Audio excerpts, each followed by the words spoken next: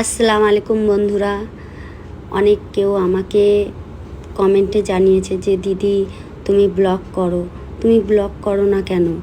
তুমি ব্লগ করো, তোমার ব্লগ খুব ভালো লাগে আমাদের, তাই জন্যে ভাবলাম আজ থেকে আমার সারা দিনের রুটিনটা তোমাদের জানাই। এই সকালে উঠেই প্রথমে থাইরয়েডের ট্যাবলেট খেয়ে গ্যাস পরিষ্কার করে চা বসিয়ে দিয়েছি, এদিকে ভাত হচ্ছে। আর আজকে আমার